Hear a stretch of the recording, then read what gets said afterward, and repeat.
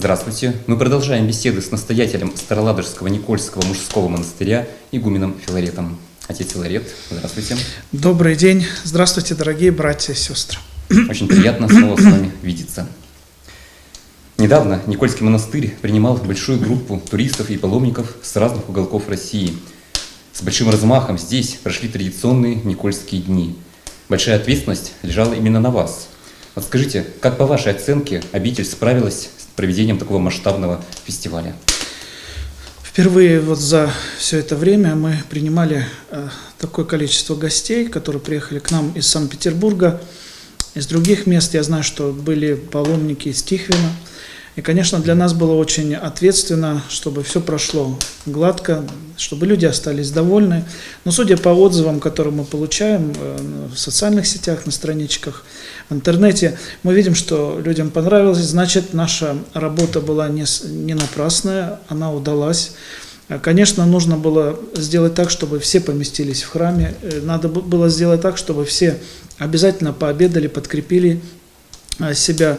Мы провели конференцию первую в нашем новом зале имени Александра Невского.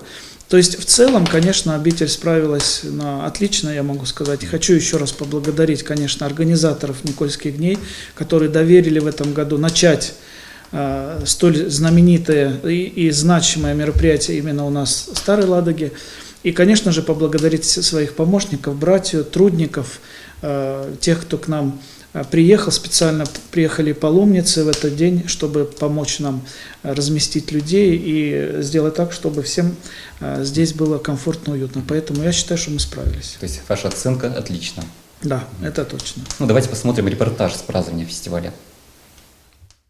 Четвертый раз на фестиваль «Никольские дни» съехались паломники из Петербурга, жители обеих Ладог, волховчане, Сясь-Троицы и гости из других городов. Никольские дни, посвященные перенесению мощей святителя Николая Чудотворца, стали уже традиционными для Санкт-Петербургской митрополии. В этом году они объединили Старую Ладогу и Новую Ладогу. Я приехал из города Санкт-Петербург в замечательный храм Никольский. Всем тем, кто сюда приехал, паломникам, туристам, желаю здоровья, обогащение внутренней души и напитаться много-много святой энергии. В организации события принял участие Комитет по местному самоуправлению, межнациональным и межконфессиональным отношениям правительства Ленинградской области.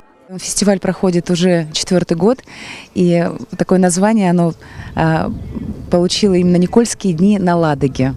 Поэтому Старая и Новая Ладога и во всех церквях сегодня Волховского района звучит божественная литургия, посвященная Николаю Чудотворцу. Я хочу пожелать всем в этот светлый праздник сохранить в себе вот это благодатное ощущение спокойствия и мира в душе каждого. Главное богослужение состоялось в соборном храме во имя святителя Иоанна Златоуста. В нем хранится главная монастырская святыня, частица мощей святителя Николая Чудотворца. В 2002 году она была принесена в монастырь из итальянского города Бари, где почивают останки этого великого Божьего угодника. Божественная литургия в престольный праздник 22 мая собрала около 500 человек.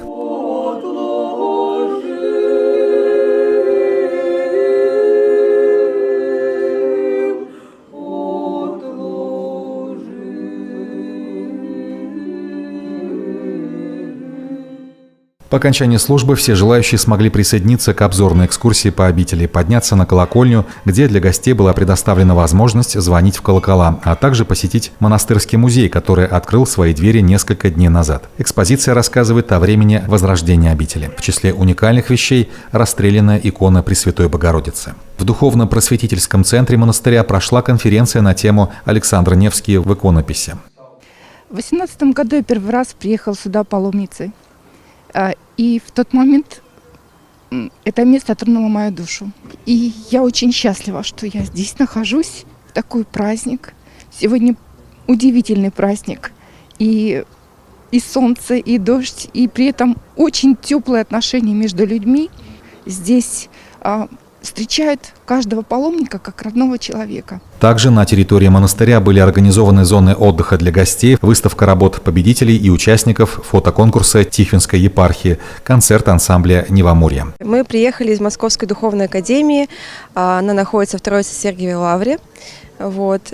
Здесь представители разных курсов, и мы изучаем древнерусскую икону, ездим по музеям, копируем древние образцы, и вот здесь, собственно, представлены копии древних икон из разных городов. Мы используем технику яичной темперы, пишем натуральными пигментами, это природные минералы, разные виды глины. Вот. И, собственно, этим мы пишем иконы на досках, на дощечках, которые мы делаем сами, это называется таблетки. И видно, что работа идет, и игумен такой прям очень деятельный человек, администратор хороший, собирает народы. И люди, прихожан прямо много сейчас вот стояли в храме, людей очень много. И обитель прям процветает, и чувствуется, что развитие идет. И вот собираются такие выставки, нас привлекают, с Эгью Посада приехали, нас позвали, это очень приятно, накормили, напоили. И в целом очень чисто, красивый и опрятно. Монастырь прямо по нужному русле движется.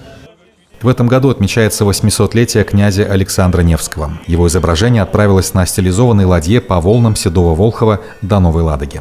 Я всех сердечно поздравляю с памятью великих святых, святителя Николая Чудотворца, и с днем, с годом 800-летия со дня рождения святого благоверного великого князя Александра Невского.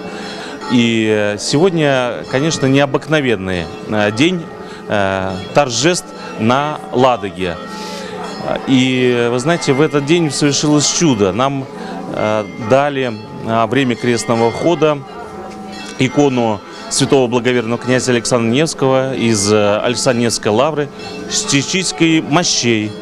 И, конечно, это необыкновенно, это впервые за 4 года, когда существуют Никольские дни на Ладоге.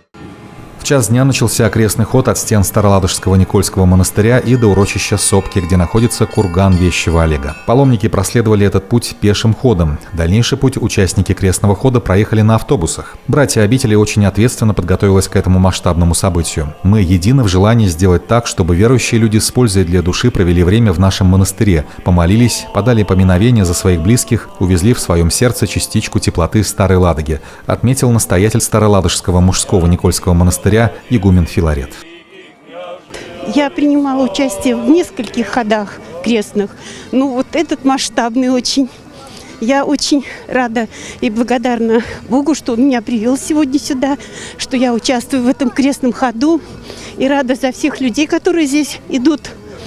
И славлю Бога и благодарю за все Бога, потому что сейчас без Него никуда. Слава Богу, что мы собрались здесь, и что мы идем. Усталости не чувствуется, задор такой. И, не знаю, нет слов. Хочется, знаете, вот взлететь и порхать вместе с птицами от такого вот масштаба. Особые слова благодарности организаторам за возможность участия в многолетней духовной традиции, прославляющей память о святителе и чудотворце Николае. На самом деле Никольские дни для нас стали испытанием, и действительно монастырь, братья, те, кто трудился, достойно приняли наших гостей, совершили божественную литургию, совершили крестный ход и прославили Николая Чудотворца, престольный день, который мы сегодня отметили 22 мая. Благодарим всех, кто потрудился, всех, кто молился, и снова ждем в гости к нам в Староладожский Никольский мужской монастырь. С праздником! В этот же день, в день памяти святителя Николая Чудотворца, в Волховском районе открылась часовня святого святителя Николая, архиепископа Мирликийского. И очень отрадно, что наш Староладожский Никольский мужской монастырь не остался в стороне от этого события. Вы подарили иконы часовни, и местные жители очень благодарны за это. Что можете им сказать?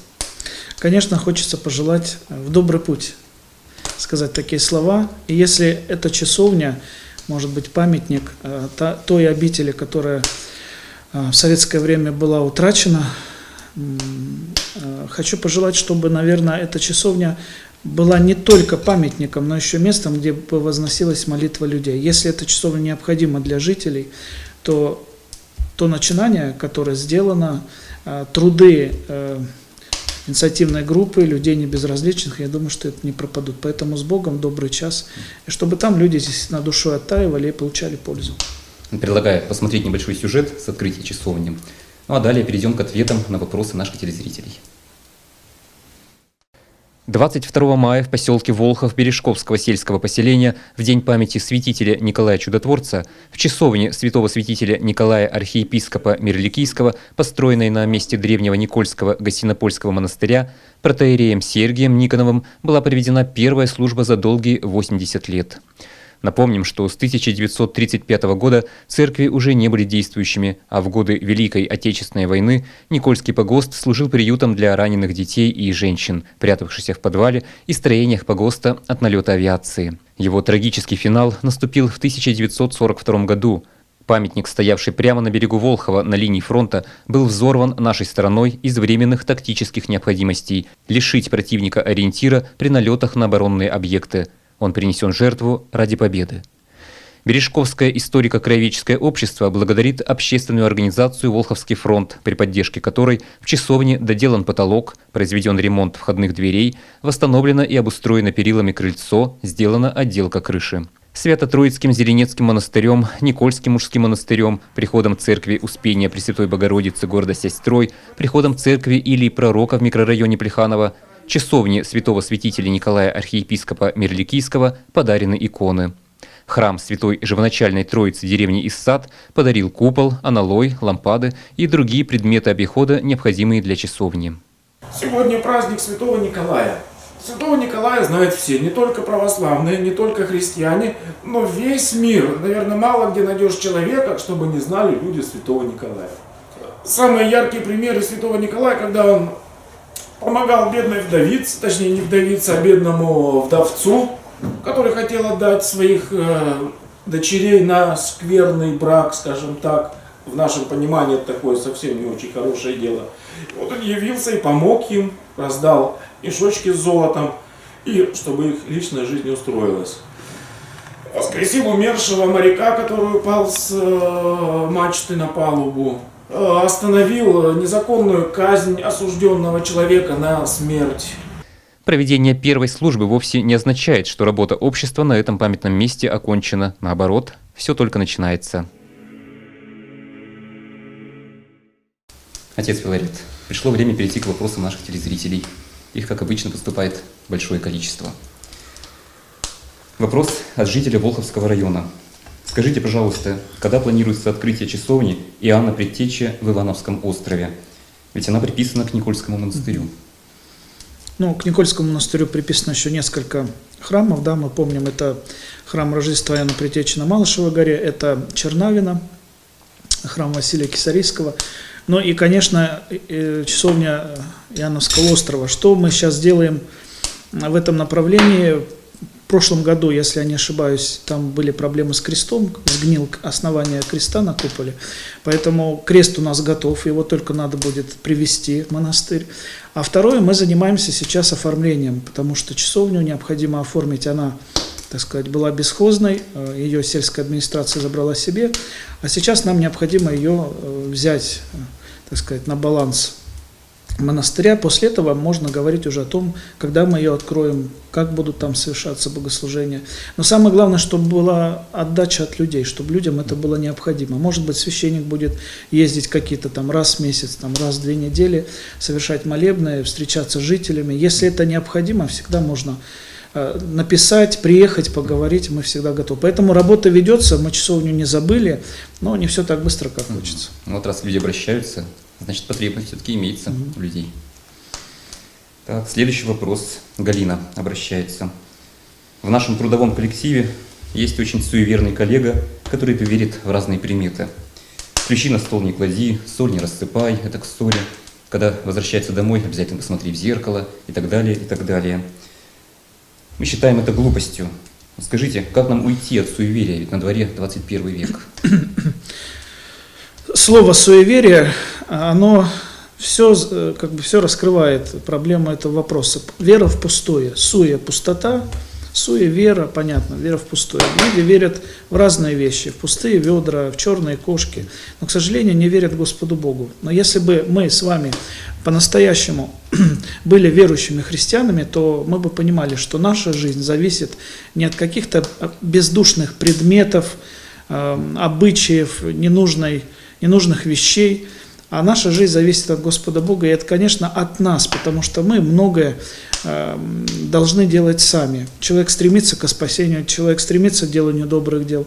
Поэтому желательно, чтобы все эти суеверия уходили из нашей жизни, потому что это вера в пустое, в пустоту. Поэтому в наш просвещенный век мы должны прекрасно понимать, что есть закономерности, есть законы природы, есть многое, что у нас человек открыл за последние столетия. Поэтому не надо верить в пустое, в пустоту не надо верить. То есть никакого отношения к христианству это не имеет? Безусловно. Угу. Геннадий из Красноярска спрашивает. Моя бабушка не обращается к врачам, лечится народными средствами, делает отвары из трав.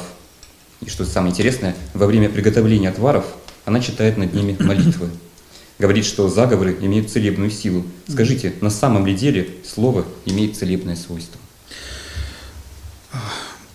Вы знаете, вопрос в том, что заговор, само слово по себе что-то означает, уговаривать. И я бы хотел вас отнести в древние времена, когда еще люди не могли свою жизнь представить без шаманов, без гадателей. И вот основная задача шамана была уговорить духа болезни, да, уговаривать духов сделать так, как хочет человек. Для этого нужно было приносить или жертвы, или вообще выполнять какой-то ритуал. Поэтому это все, конечно, язычество, когда мы говорим о заговорах, о гадалках и все прочее. Что касается лечения травой, это то, что дал Господь. И если собирается какой-то сбор, и полезный сбор, мы знаем медицинские показатели и прочее, то, конечно, человек может этот чай заваривать и пить. Если человек приготовляет этот чай и читает молитву «Отче наш» без искажений, без добавления различных лишних слов, то это не заговор. Если это читается правильная православная молитва, и человек с душой, с верой хочет, чтобы кто будет использовать этот травяной настой, да, получал какую-то, значит, помощь и поддержку. Поэтому тоже, пожалуйста, надо быть аккуратными в этих моментах, потому что заговоры это тоже не христианское, не православное понимание. То есть вопрос, что в молитве вставляется предложение, которое и отвечает вот этому слову заговор. Вот это самое, самое нехорошее. Поэтому, если читается простая молитва без всяких, то, конечно, без всяких добавлений, то почему бы нет? Нужно различать, получается. Обязательно, да.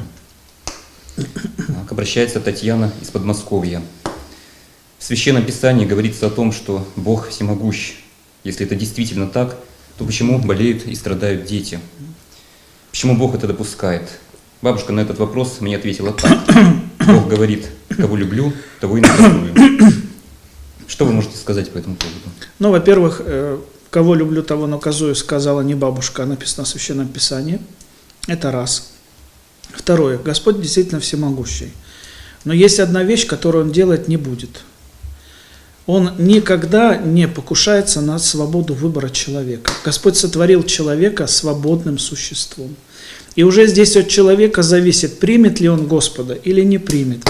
Будет ли он жить по заповедям или будет жить по тем нормам, которые приводят его к несчастьям, потерям, болезням и прочее. Потому что когда человек злоупотребляет своим здоровьем, он здоровье в свое время когда-то потеряет. Да, наткнувшись на какие-то неизлечимые болезни, допустим. Это законы природы, которые, мы верим, установил Господь. Что касается вопросов справедливости, и почему умирают совершенно неповинные дети, ни в чем, страдают люди обездоленные или старики, я хочу сказать, что это вопрос философский, с одной стороны, с другой стороны, все очень просто. Мы приходим в этот мир уже смертными. Вот такой закон природы, поэтому умирать могут и дети. Почему это происходит? Здесь тоже надо смотреть на родителей. Потому что ребенок – это дар Божий. И если что-то случается в семье, значит, люди взрослые не уберегли, значит, люди, а может быть и недостойны этого дара. Вот. Поэтому вопрос, тут нельзя сказать однозначно, почему. Господь нас сотворил свободным, еще раз хочу сказать. Господь подарил нам этот мир. Только человек, к сожалению, человек унижает друг друга, человек убивает друг друга, человек нарушает законы природы и прочее, прочее. То есть здесь вопрос в том, что в нашем мире нет ничего случайного, и мы люди свободные. А страдание, смерть – это то, что идет рядом с человеком, и мы ничего не можем сделать. Вопрос другой – как перенести потерю ребенка или любимого человека? Как перенести несправедливость или какие-то лишения? Господь Христос, и наш Иисус Христос, конечно, научает нас это все переносить с терпением, с пониманием и с научением, потому что любая жизненная ситуация – это жизненная школа, которую мы должны или пройти, или не пройти. Значит, все, что не происходит, это не случайно. Конечно, да. Следующий вопрос от Марии из Петербурга. Однажды в разговоре с сестрой она мне заявила о том, что если она вдруг умрет, то хочет, чтобы ее кремировали. Она крещеная. Я категорически против этого, ведь это не по-христиански. А скажите, как церковь относится к этой процедуре? Давайте с вами вспомним языческие времена, вообще языческий мир, в который пришел Христос. Что происходило? Во что люди верили? Какие у них были обычаи, ритуалы? В языческой культуре сжигать человеческое тело было нормой. Почему? Потому что было специальное учение, закоренившееся учение, кстати говоря, и в ряде направлений греческой философии оно существует, что тело есть зло. Вообще материя есть зло, а тело темница для души. Поэтому тело не любили, поэтому телу не придавали никакому значения, поэтому его сжигали как ненужную вещь. Совершенно другое отношение в христианстве возникло именно тогда, когда христианство вошло в этот мир, когда пришел Христос. И по образу Христа тела христиан стали погребать. Вот вспомните, как Господа, его просто похоронили в пещере, завалив камнем вход. Вот. Но предавать земле, это обычай пошел именно со времен Христа. Поэтому христианство, можно сказать, возвысило вообще обряд погребения и отношение к телу усопшего человека. Но в христианстве еще есть одно очень важное дело и понимание, да, то, что в нас живет Святой Дух. И апостол Павел говорит: братья, неужели вы не знаете, что вы все церкви, вы все храмы Духа Святаго. Поэтому благодать, живущая в человеке, она как бы пронизывает и наши тела. Поэтому есть такой обычай в христианстве, с древних времен пошел, когда совершали поклонение, чествование останкам святых, угодников Божьих. Это тоже очень глубокий христианский подход, значит, к отношению к телу человеческого. Что касается ее желания, то, конечно, сегодня церковь, конечно, не одобряет эти моменты, но, вы знаете, еще экономический вопрос, потому что люди сейчас у нас живут очень, очень бедно, и бывает так, что вот провести вот этот обряд, значит, провести дешевле, чем сделать похороны, купить место на кладбище. У нас же сегодня такая. Особенно в крупных городах. Поэтому, вы знаете, если даже что-то произошло в этом плане, то, конечно, мы совершаем и панихиды за людей, которые вот кремировали, мы совершаем и отпевания. Конечно, нежелательно, потому что все-таки не наша традиция, не наш обычай, но иногда жизнь вносит коррективы, на которые должны обращать внимание. Поэтому вот так ответил бы на вопрос. Спасибо. Александр из Волхова пишет: несколько лет назад со мной произошел такой случай. Мне приснилась моя покойная бабушка. Она меня предупредила, чтобы в этот день я не садился за руль. Я прислушался к ее совету. На той дороге, где я должен был ехать, в этот день случилась страшная авария. Скажите, это могло быть совпадением или все-таки сон был предупреждением? Как можно ответить на этот вопрос, но тоже подойти нужно к нему, наверное, издалека. Конечно, есть сны естественные. То, что человек отдыхает ночью, и та информация, которую он часто получает, она вызывает какие-то сновидения. До конца, по-моему, если не ошибаюсь, ученые так и не ответили на вопрос, что же такое сон. Да? Что касается таких снов, через которые нам что-то бывает, они очень-очень редкие. Вспомним, пожалуйста, время Рождества Христова, когда Богомладенец Господь родился, то Иосифу во сне приснился ангел, который сказал: бери жену и ребенка и бегите в Египет, потому что его хотят убить. Есть такие моменты, когда Господь, возможно, для какого-то вразумления во сне посылает что-то увидеть. Но мы не должны этим жить, мы не должны на этом строить свою жизнь, потому что, почему? Потому что человек уходит от реальной жизни. Вот что-то приснилось, вот он начинает это все перерабатывает и прочее, прочее. Могло бы это предупреждение быть? Не знаю. Может быть, все-таки это совпадение. Хотя совпадений в жизни не бывает. Поэтому будьте аккуратны к снам, во-первых. Во-вторых, нельзя уходить от реальности, потому что часто сны бывают обманом. А некоторые люди обращаются к сонникам. Да, вот это тоже язычество, это тоже религия, некая религия, у которой есть сонник, своя Библия, да. Человек должен вести определенно и прочее, прочее, своя идеология. Поэтому мы, христиане, все-таки относимся к такому явлению, как сон, как говорил Иоанн Златоуст. Сон подобен волне. Пришел сон, волна и ушла, пришел сон и ушел, и никакого. А мы живем в действительности. Поэтому... То есть серьезно не нужно относиться к этому? Не надо на этом зацикливать и всю свою жизнь направлять только на сны. Вот так бы я сказал. Отец Филарет, в конце передачи я вас попрошу обратиться к нашим телезрителям в преддверии великого церковного праздника Вознесения Господня. Вот расскажите немного о самом празднике, его обряды и традиции, и вот чем принято заниматься в этот день, и чего делать не следует. Как любой праздник, 12-й праздник, он предполагает, что верующий человек обязательно посетит храм Божий. Более того, человек в 12-й празднике, христианин, верующий, должен обязательно подходить к исповеди и причащаться тела и крови Христа. Что касается праздника Вознесения, то это, да, один из 12 дней. Он завершает пасхальный цикл. И об этом событии написано в Священном Писании, когда Господь возносится на небо от земли. А духовный смысл этого события сводится к тому, что Господь не только осветил тело человека, став человеком, а Он еще человека посадил рядом с собой. Да? Более того, Он тело человеческое вознес, и как сказано, что Господь сел одесную справа от своего Отца в человеческом теле. Поэтому мы говорим о том, что, идя по жизни, конечно, мы стремимся к обожению, мы стремимся к чистоте, чтобы быть подобным, похожим на Господа хотя бы в чем-то. Поэтому, конечно, в этот день праздник придите в храм, помолитесь, подумайте о своей душе. Вот так бы я сказал.